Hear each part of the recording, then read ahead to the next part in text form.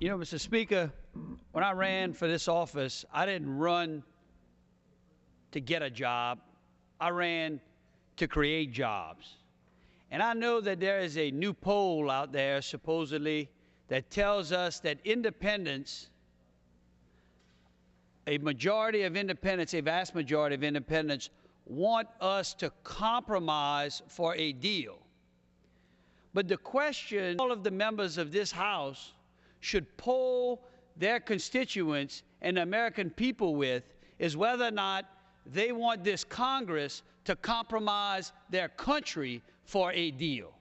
Do we compromise our country for the sake of simply getting a deal?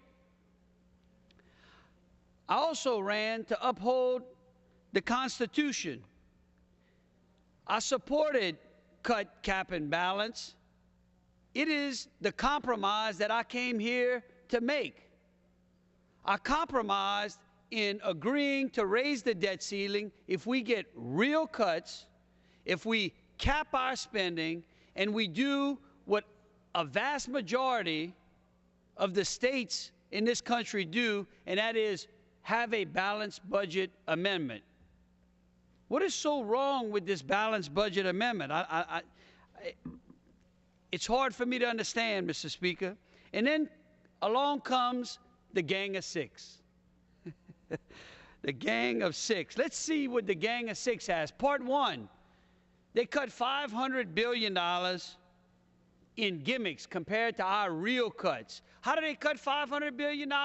Part of it is by changing the CPI formula in indexing for Social Security. You know, only in this city does the law of mathematics not work. Because you see, when I was in the second grade, I was taught that 2 + 2 is 4 and 2 × 2 is 4, and that didn't change. It's still that today. But in this town, when you get inside this beltway, mathematics is different. You can get a different outcome based upon a different formula. Then the second part is they use the reconciliation process in order to control our spending. Let's see, the last time we used the reconciliation process, we got Obamacare. That's how they passed Obamacare. Mr. Speaker, they used the reconciliation process to pass Obamacare. And I have a feeling that what we're going to get out of this Gang of Six is a bill that they're going to ask us to vote for before we know what's in it.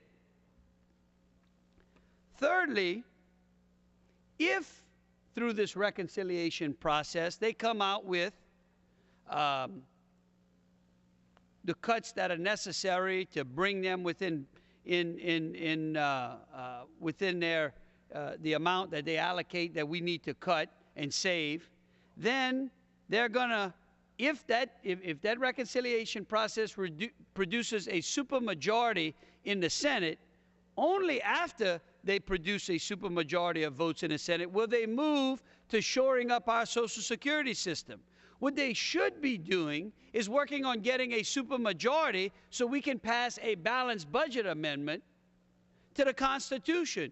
What is so wrong with giving the American people the opportunity to speak, to say, Congress, you have been out of control. You need to balance your books like all of the American families in this country do. In closing, I want to warn our members in this chamber that the Gang of Six proposal cedes the power of the House to the Senate. Now, I came here to uphold that Constitution.